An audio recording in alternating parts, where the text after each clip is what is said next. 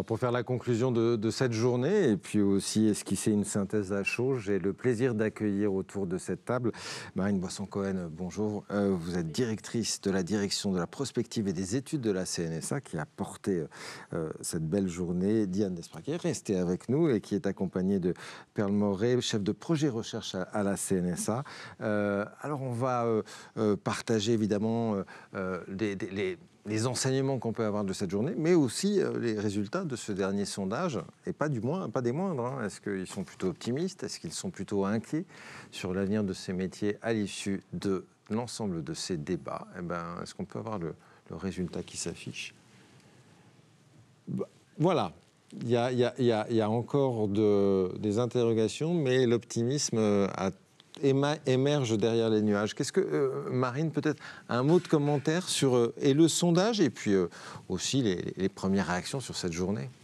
Moi, je peux comprendre les différentes réactions, mais c'est vrai que moi, je me situerais plutôt du côté du surcroît d'optimisme.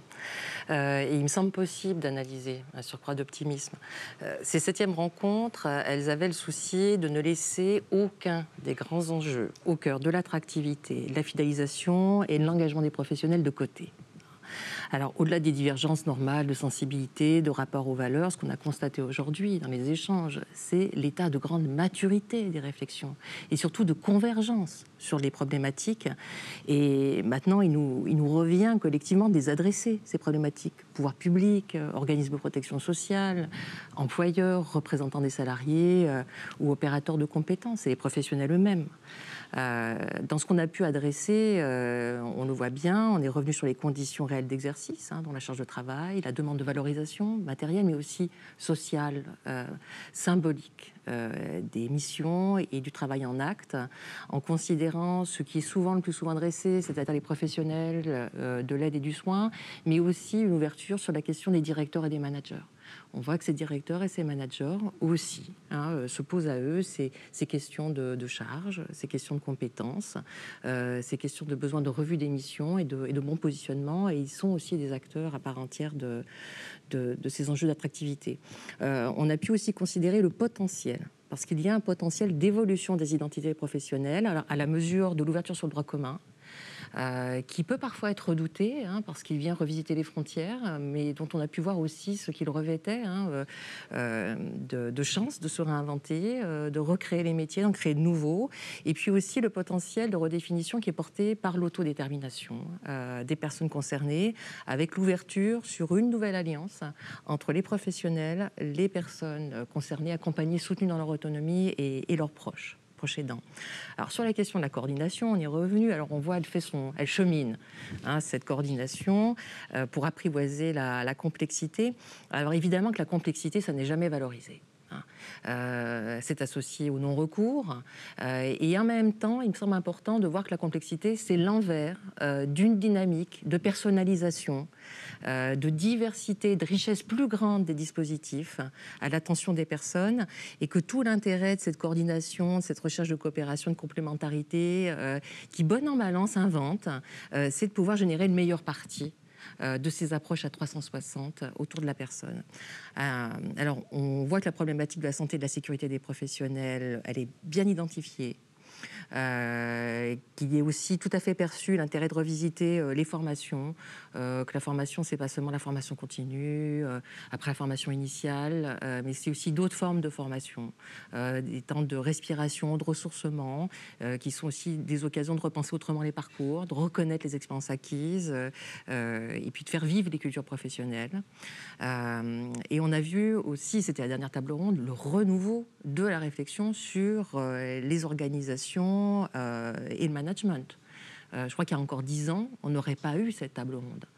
C'est des questions qui ont été massivement réinvesties. Alors oui, cette convergence dans le diagnostic, elle est une raison d'optimisme. Alors, il n'est pas rare d'entendre de la lassitude exprimée par les acteurs, de l'autonomie, de l'impatience, encore un rapport de plus, il y a parfois un peu du rapport bashing, voire de l'impuissance. Mais on a tout autant pu constater que ces politiques de l'autonomie, elles étaient vivantes, que les organisations, les exercices professionnels se réinventent et qu'il y avait certaines ressources et partenariats qui pourraient apporter encore beaucoup plus. Je renvoie notamment à l'appui que peut et que pourrait encore plus trouver le secteur auprès des CARSAT, auprès des ARACT, des plateformes des métiers de l'autonomie, des acteurs de l'innovation organisationnelle, qui sont disponibles pour accompagner vers des organisations plus collectives, plus apprenantes, plus étayantes, plus sûres, et ça n'est pas contradictoire, bien au contraire, plus performantes. Également la possibilité d'un usage pertinent des aides techniques et du numérique parce que rencontrant le besoin des personnes et des professionnels. Alors par vocation, la recherche et l'innovation nous confrontent aux difficultés d'un secteur, mais c'est en pointant ces aspects, en les travaillant, que s'ouvrent des possibilités d'émancipation, de progrès. Donc ce que j'ai apprécié aujourd'hui, c'est que des constats ont émergé de grands défis, mais également un diagnostic partagé, des leviers et donc des solutions. On a vu tout au long de cette journée, la CNSA apporte son soutien à de nombreuses actions, de nombreuses études, des recherches. Est-ce que vous pouvez nous en dire un peu plus sur ce soutien apporté dans le champ de ces professionnels de l'autonomie ? Alors, oui, tout à fait. Tout d'abord, peut-être rappeler que c'est une mission forte de la CNSA, le soutien aux innovations de terrain, mais aussi à la recherche. Et ça s'est d'ailleurs vu conforté avec la 5e convention d'objectifs et de gestion 2022-2026 qui fixe la feuille de route de la CNSA sur cette période. Et ma collègue Perle Moret vous présentera peut-être plus précisément les actions de soutien à la recherche. Mais pour ce qui est du soutien aux innovations sociales, il est important de préciser que la CNSA est la seule caisse de la sécurité sociale qui a dans ses missions elle prévoit de contribuer à l'innovation dans le champ du soutien à l'autonomie. Et par exemple, cette année, c'est près de 3 millions d'euros qui ont été engagés. Donc, ce n'est pas rien pour soutenir les expérimentations dans le secteur. Donc, on est vraiment sur de l'innovation.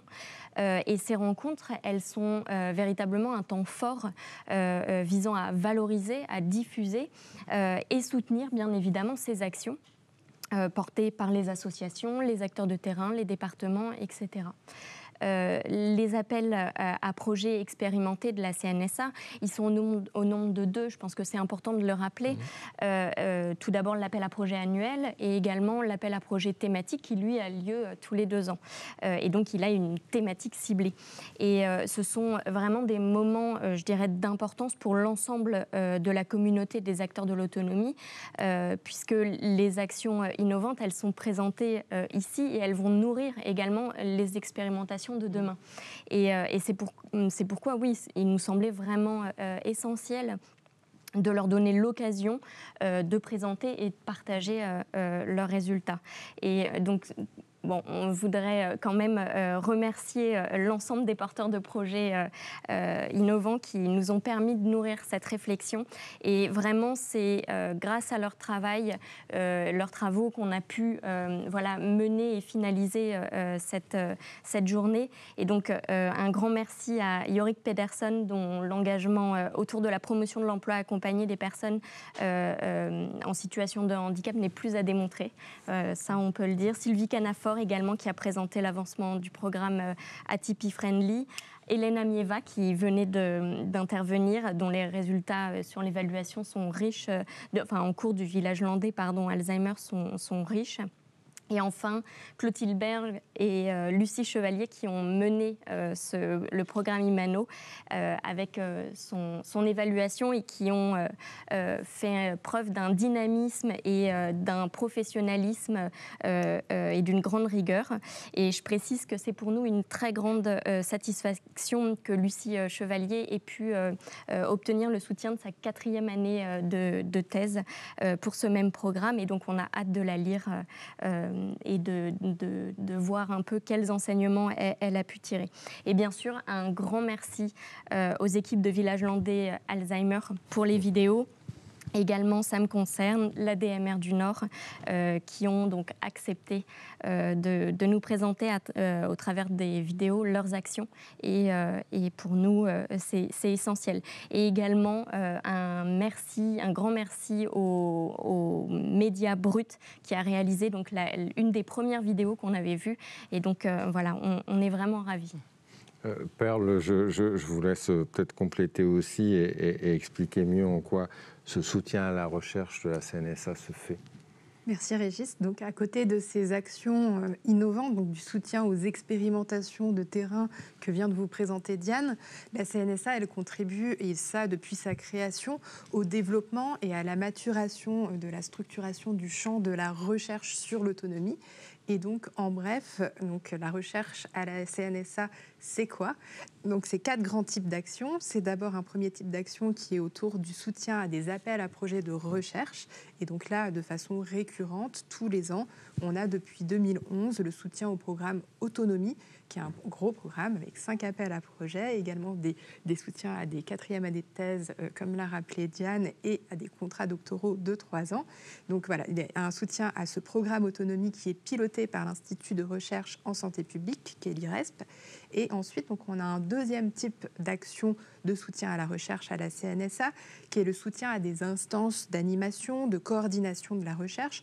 On peut penser notamment à l'ILVV, l'Institut Longévité, Vieillesse et Vieillissement, donc du côté de l'âge, mais aussi donc, du côté du handicap, au soutien à la Fédération de recherche sur l'autonomie et le handicap, la FEDRA. Et puis, donc, en troisième action de soutien réalisée par la CNSA à la recherche, on a le soutien à des recherches que l'on accompagne, que l'on soutient et que l'on accompagne tout au long de leur développement à la CNSA en interne.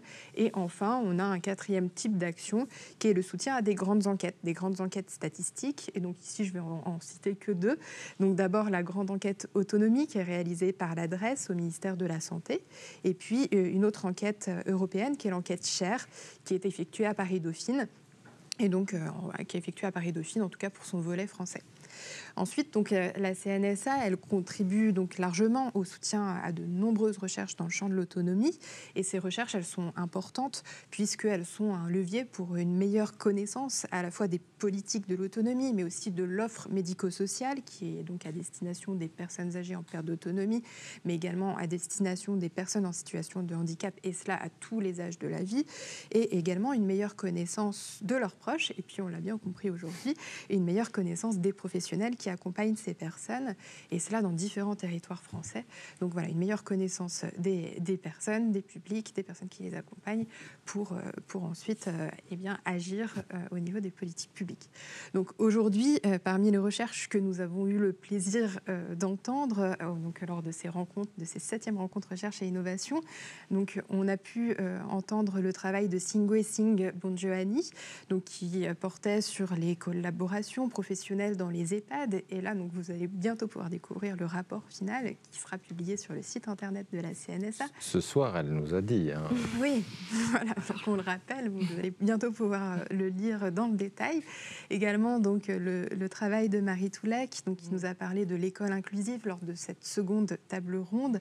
Et donc, elle vient de débuter une recherche sur les DAR, donc sur ces dispositifs d'autorégulation qui sont destinés aux élèves donc, en situation d'autisme. Et donc, on aura grand plaisir à suivre, à accompagner cette recherche à la CNSA. Et également, donc, Pierre-Yves Baudot, qui nous a présenté donc, son point de vue sur les politiques inclusives et qui a été à plusieurs reprises soutenu par la CNSA, notamment avec une recherche sur les fonctionnements des MDPH, ou encore plus récemment donc, un soutien autour du vote des personnes en situation de handicap. Et donc là, on a été très heureux et heureuse d'avoir pu bénéficier de ses analyses et de son expertise sur le sujet donc, de la société inclusive. Et puis par la suite, on a donc 3 chercheuses et chercheurs qui nous ont parlé des politiques et des dispositifs de coordination. On en a beaucoup parlé aujourd'hui. Et donc, on remercie ici très chaleureusement à la fois Alice Sopadillan, Cécile Fournier et Henri Bergeron. Et enfin, donc, lors de cette dernière table ronde, on a eu le plaisir d'entendre Catel Corning, donc, qui a été soutenue via l'appel à projet de la MIR, de la mission recherche de l'adresse du ministère de la Santé. Et donc, on a eu le plaisir d'entendre son travail qui porte donc sur l'intégration des outils numériques dans le secteur médico-social. Et également, donc, un grand merci à ces 6 participants qui ont été soutenus par la CNSA, mais également donc, un grand merci à tous les chercheurs et chercheuses qui qui nous ont apporté tout au long de cette journée leurs éclairages et des éléments de réponse très stimulants donc, aux grandes interrogations du secteur et en particulier donc, sur cette question du travail des professionnels du médico-social et sur cette question centrale de l'attractivité des métiers. Et donc, je termine ce que je voulais vous dire, donc, pour vous indiquer et vous le redire, puisque je l'ai déjà dit un petit peu plus tôt, que les résultats de toutes les recherches que l'on soutient sont mises sur le site de la CNSA. Et donc, pour en savoir plus, vous pouvez vous y référer. C'est cnsa.fr dans la rubrique Recherche et Innovation. Il y a eu beaucoup de questions tout au long de la journée sur où on peut trouver ces travaux, où on peut se les procurer. Marine, peut-être vous vouliez adresser quelques derniers mots, peut-être de remerciements, avant de clore ces rencontres. C'est toujours le meilleur moment des rencontres. Alors, c'est les remerciements à ceux sans lesquels cette 7e édition n'aurait pas pu advenir. Donc, évidemment, les intervenants qui ont participé à cette journée. Il n'y a pas plus de médico-social sans ces professionnels qu'il n'y a de RRI, comme on l'appelle entre nous, sans ces intervenants. Alors, un petit salut particulier pour les membres du conseil scientifique de la CNSA, parce qu'ils étaient aussi au rendez-vous. Myriam Bouinance, qui a ouvert avec Virginie Magnan cette journée. J'en profite pour saluer Claude Jandel, qui est le vice-président de ce même conseil. Et puis, vous avez compris que là, c'est un peu une famille de l'autonomie. Dans ce conseil scientifique, on retrouve Hélène Amieva, Pierre-Yves Baudot, Marie Toulec, vous les avez entendus, donc vous comprenez pourquoi on a souhaité qu'ils soient auprès de nous dans le conseil scientifique. Alors, ces rencontres, elles sont aussi évidemment très redevables à la direction générale de la CNSA, donc Virginie Magnan, notre directrice générale, Aude Muscatelli, directrice générale adjointe, mais aussi l'équipe autour de la direction générale, Anne-Marie Odine, Cyril Lebrun, Geneviève Manarino, Isabelle Massou, qui nous témoignent toujours un soutien et un intérêt constant. Le conseil de la CNSA, en particulier son président, Jean-René Le Serre, et comme d'habitude, ces apports dans le cadre de la carte blanche ont été extrêmement stimulants. C'est un regard qui nous aiguille. Une grande reconnaissance à la direction de l'information des publics et de la communication de la CNSA, avec qui vraiment on travaille de manière complètement intégrée. Donc Aurore Notin, Julien Lotte, Maxime Lemaine et aussi la directrice de cette DIPCOM, Carole Jankowski et Richard Dallène, qui ont rendu cette journée possible et surtout cette qualité de réalisation possible. Alors, au nom des équipes de la CNSA, on souhaite porter un grand merci à Émilie Serralta, qui a su donner forme à nos réflexions tout au long de la journée, à Formule Magique, à vous, Régis, pour cette animation, cette petite dame des RRI, toujours aussi appréciée depuis maintenant plusieurs éditions. Et donc à chaque fois, je vous dis que j'espère que nous vous retrouverons. Et puis également le studio L'Antenne qui nous a accueillis toute cette journée. Mes derniers remerciements vont aller à Diane Desprats, à Pearl Moret, qui sont depuis quelques années chefs de projet à la direction de la prospective et des études, avec qui nous partageons le travail au quotidien et cette journée auquel elles ont œuvré pour la concevoir et puis pour permettre de nourrir les réflexions autour des professionnels de l'autonomie. Donc vraiment un grand merci, puis un merci aux auditeurs. Oui, merci aux éditeurs, merci à vous d'être restés avec nous tout au long de cette journée. Rendez-vous donc dans 2 ans, les prochaines rencontres, et puis d'ici quelques semaines, vous pourrez trouver le replay, l'ensemble des replays de cette journée sur la chaîne YouTube Service public de l'autonomie. Je vous remercie pour tout, et bonne soirée, et bonne année qui commence et qui continue, et puis la suivante, dans des missions de l'autonomie à accomplir, à réussir et à partager. Merci à vous.